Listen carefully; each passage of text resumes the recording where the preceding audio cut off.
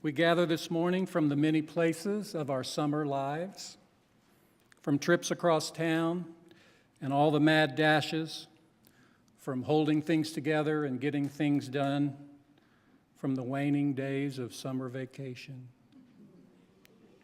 Boo.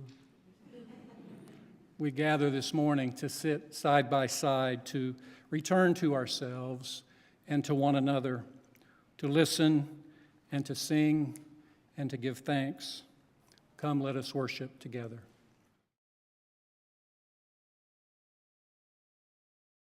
Our first reading today is an excerpt from Parker Palmer's commencement address to Naropa University in 2015. He says, "Be passionate about some part of the natural and/or human worlds and take risks on its behalf, no matter how vulnerable they make you. No one ever died saying, 'I'm so glad for the self-centered, self-serving, and self-protective life I've led.' Offer yourself to the world, your energies, your gifts, your vision, your spirit, with open-hearted generosity. But understand that when you live this way, you will soon learn how little you know and how easy it is to fail. To grow in love and service, you must value ignorance as much as knowledge and failure as much as success. Take everything that is bright and beautiful in you and introduce it to your shadow side. Let your altruism meet your egoism, your generosity meet your greed, your joy meet your grief. When you are able to say, 'I am all of the above, my shadow as well as my light,' the shadow's power is put in service for the good. Wholeness is the goal, but wholeness does not mean perfection. It means embracing brokenness as an integral part of life. As a person who has made 3 deep dives into depression along the way, I don't speak lightly of this. I know it is true," he says. Our second reading today is called Daisies by Mary Oliver. It is possible, I suppose, that sometime we will learn everything there is to learn, what the world is, for example, and what it means. I think this as I am crossing from one field to another in summer, and the mockingbird is mocking me as one who either knows enough already or knows enough to be perfectly content not knowing. Song being born of quest, he knows this. He must turn silent were he suddenly assaulted with answers. Instead, oh, hear his wild, caustic, tender warbling ceaselessly unanswered. At my feet, the white-petaled daisies display the small suns of their centerpiece, their, if you don't mind my saying so, their hearts. Of course, I could be wrong. Perhaps their hearts are pale and narrow and hidden in the roots. What do I know? But this, it is heaven itself to take what is given, to see what is plain, what the sun lights up willingly, for example. I think this as I reach down, not to pick, but merely to touch, the suitability of the field for the daisies and the daisies for the field.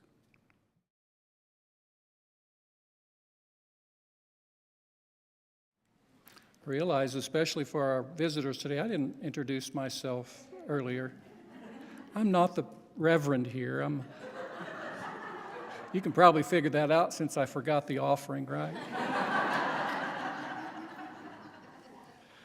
My name is Kent Taylor. I'm a member here for 5 years, and I'm one of the ushers and on First Sundays, and I offered to help fill in today.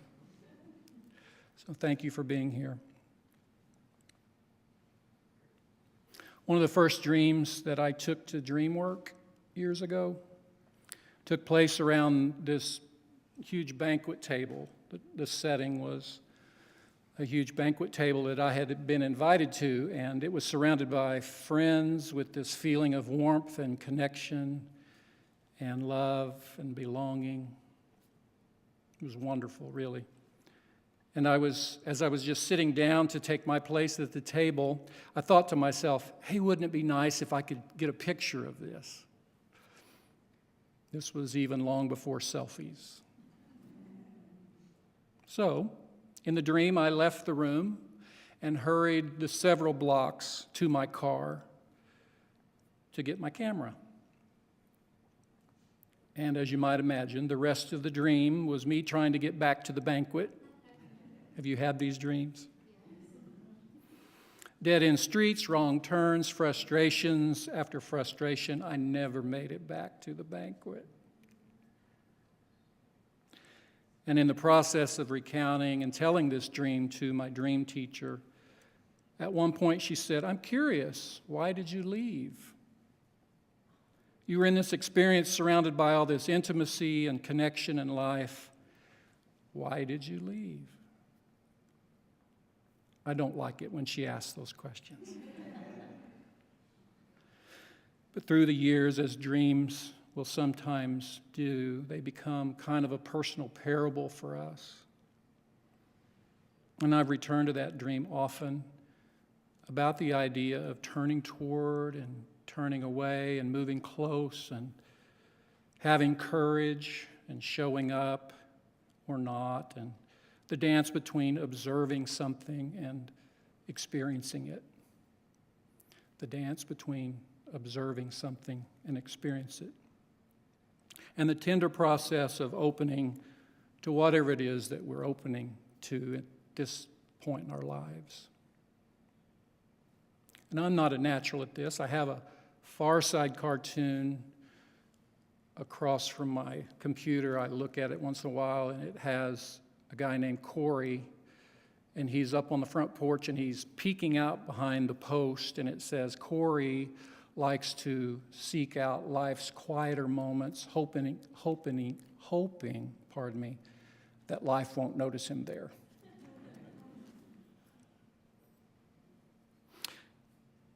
Pema Chodron, the Buddhist teacher, says this: fear is a universal experience. Even the smallest insect feels it. We wade in the tidal pools, and we put our finger near the soft, open bodies of the sea anemones, and they close up. Everything does that. It's not a terrible thing that we feel fear when we face the unknown. It's part of being alive, something we all share. Fear is a natural reaction to moving closer to the truth. And she goes on to say, if your everyday practice in some way is opening to your emotions and to the people that you meet and to all the situations you encounter, if your everyday practice is in however way you do it to open to your emotions and to people and to experiences. She says, doing that without closing down, you'll go about as far as you can go. And you'll understand, she says, all the teachings that anyone has ever taught. Today, the theme is open-hearted, and I know open-hearted may mean a lot of different things to us. No doubt it will mean different things to each of us this day and the places that we find ourselves in this part of our lives, what we're trying to lean into, what open-hearted even means for us at this point, whether it's with our children or their children or with all the holding on and letting go and pulling apart and putting back together that's part of life. Whether it's with our aging parents or caregiving or health, ours or a loved one, or a difficult coworker, or having the next conversation in a relationship, or our sobriety, or our discernment, or our own self-care, or maybe something that's new that's just brewing. What it means to open today will be very personal and unique to each of us. Mark Nepo, a writer, wrote a book called The Exquisite Risk, and one of the things that he said in there is that sooner or later, if we want to feel what it is to be alive in a universe that is alive, we'll have to empty ourselves, open our hearts, and listen. We keep beginning over and over, emptying and opening. For to listen is to continually give up all expectation of what we will hear and to give our attention freshly and completely to what is before us, not really knowing what we will hear or what it will mean exactly. In the practice of our days, he says, to listen is to lean in softly with a willingness to be changed by what we hear. He goes on to say that that kind of commitment to what that means to us at this point is at the very core of what it means to be a person. Person from the Greek means the sound that passes through. As well, the Blackfoot word for person is sopo, which means something going through. These simple yet profound notions seem to name our time on the earth, for something is always going through us, right? From the inner to the outer, or for the outer to the inner. Ready or not, he says, it is this constant passage of life through us that forms us, if we give it the time. I'm very aware, as this next week unfolds, that one of the things I hold in my heart about opening, my folks, they live in the Midwest, okay?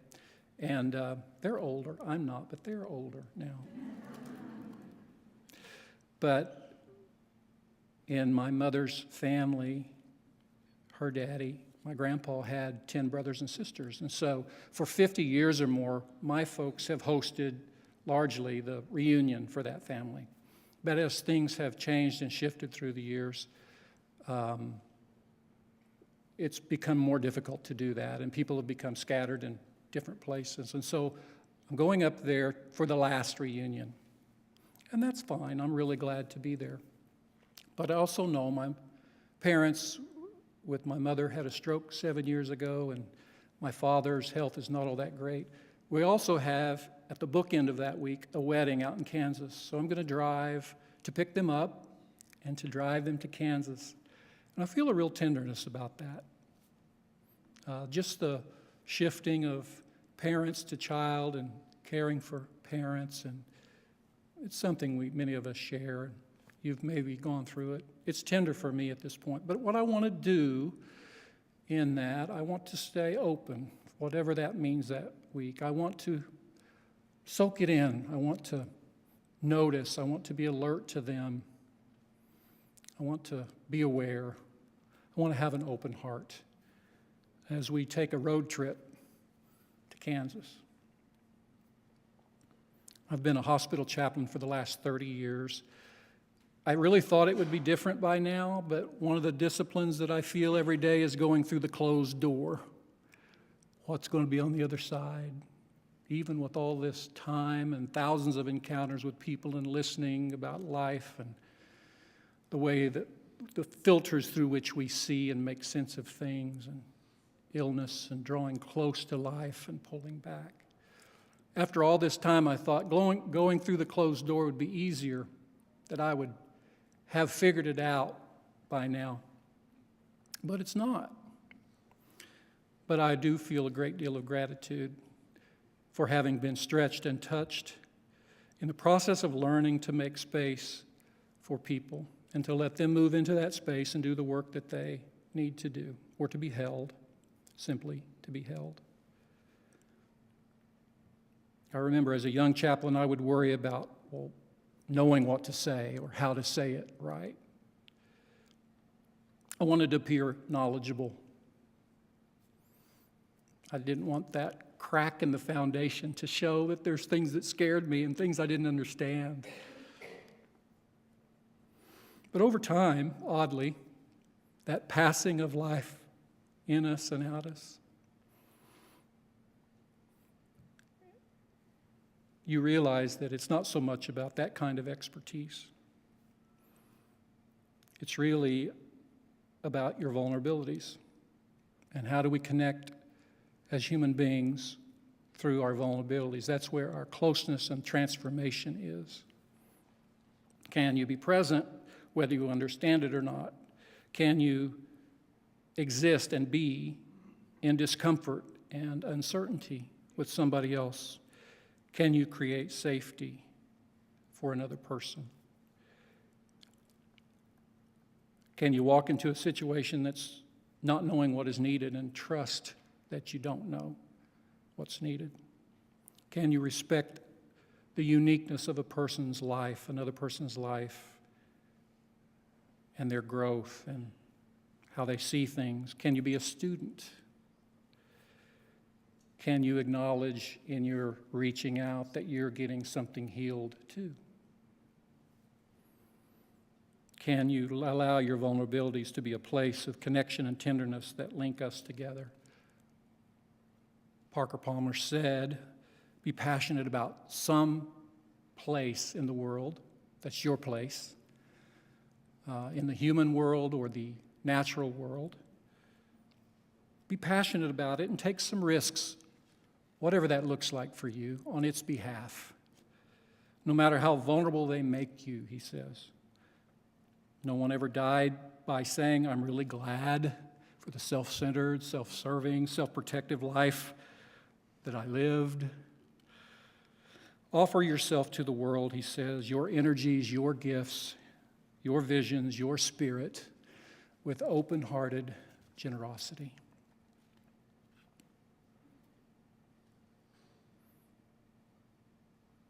That may mean different things to us at different points in our life.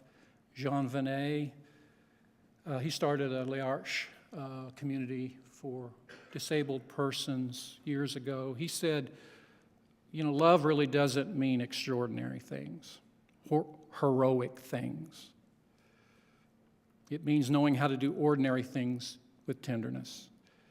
And many of the gifts that we offer to others are small. They're very ordinary things. Kind words, simple meal, comforting visit, a gentle touch. We give from what we have. If we have apples, apples are our gift. If we can cook, then cooking is our gift. If we can make music or hold a hand or listen or build or love well, these are our gifts. The currency of our kindness flows from who we are. In the hospital setting, we bless hands. We've done it for 20-some years. It's a sweet thing, really. We take oil. Oil has been an ancient symbol of healing and for many traditions, and so we, once a year, we go around and we, for those who want, it's not required, we bless hands, and people gather up in little circles, and it's really quite beautiful. You'll go to the plant ops, and you got the big guys that have calloused hands, and they're hulking, and they keep the place afloat. And you'll bless their hands, and you'll say, thank you for the gifts that you bring to this world. Thank you for touching the world in the way that you do. May we say, may God bless the work of your hands. Then we'll go to the daycare workers, and they hold the babies, and they run after the toddlers, and they have often a different, nimble hand, and we bless their hand. Or we go to the first case before surgery in the morning, garbed up, everybody, very technical hands, and we bless their hands. Or we go to the office area, people that sometimes think, I'm really far away from patient care. What can I do? Or what do my hands do? And we bless their hands. I'm always amazed at how tender that is for people. Some people close their eyes to receive this blessing. Sometimes there's tears, not to be melodramatic, but sometimes there's tears, and I wonder sometimes if we know that what we give matters and how important it is to be told once in a while, thank you for your gift.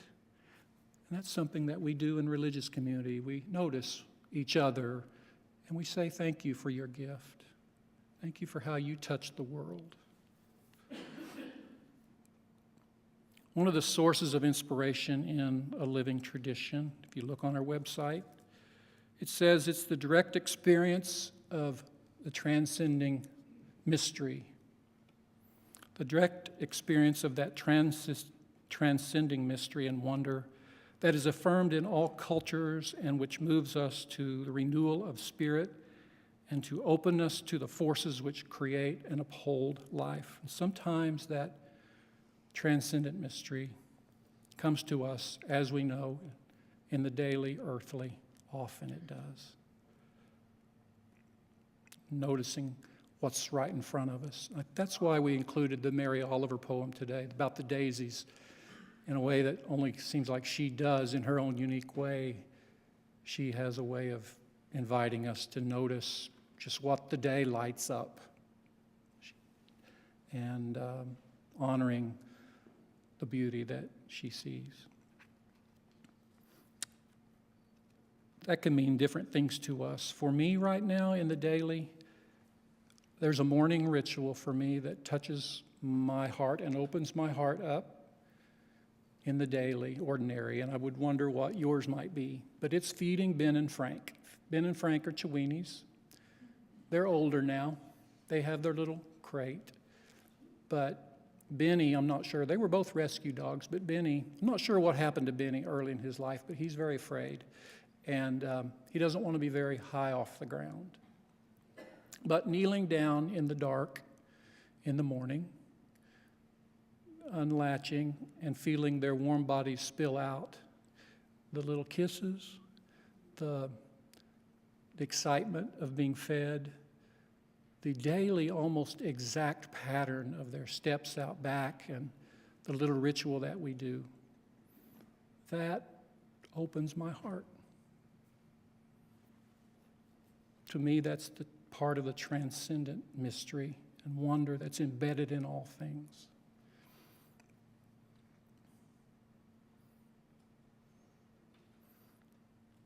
In a book called The Spirit of Silence, Making Space for Creativity, a gentleman named John Lane wrote it this way. He says, I'm writing this book in my mid-70th year, and I'm conscious that my stay on the earth, sooner or later, is going to come to an end. How many more times, he said, will I see the swallows return? Will I hear thunder? Will I walk along the margins of the sea? Will I taste the flavor of cheddar cheese? How many more times will I encounter my sons and my wife? And he goes on. When I was younger, he said, I took all these things for granted. I have discovered an obligation, though, he said, to each fleeting moment. I recognize that life is a miracle and that I'm here and that my appreciation of that grows with my diminishing opportunities to experience it. This is the gift of age, he says. We open our hearts every day. We open to what is before us. In closing, a Quaker Douglas Steere said to listen another's soul into a condition of disclosure and discovery may be almost the greatest service that any human being ever performs for another. To listen another's soul into a condition of disclosure and discovery may be almost the greatest service that any human being ever performs for another. I think about us in our religious community. I think about how we do that for each other, but how we do it for the community. It's one of the things we offer is to create that kind of space that allows everyone to bring themselves, their story, their way, their understanding, their place, and to work it out here. It creates that space. We may not understand everything exactly. It doesn't matter. We hold it. We say, do your spiritual practice, do your work. Come here, join us, give, but be safe, come. I think that's one of the gifts that we give to the community for people who maybe don't feel welcome or something doesn't fit and they need a place to bring it. To listen another soul into a condition of disclosure and discovery may be almost the greatest service that any human being ever performs for another. Whatever it means to open today, peace to you. May it be so.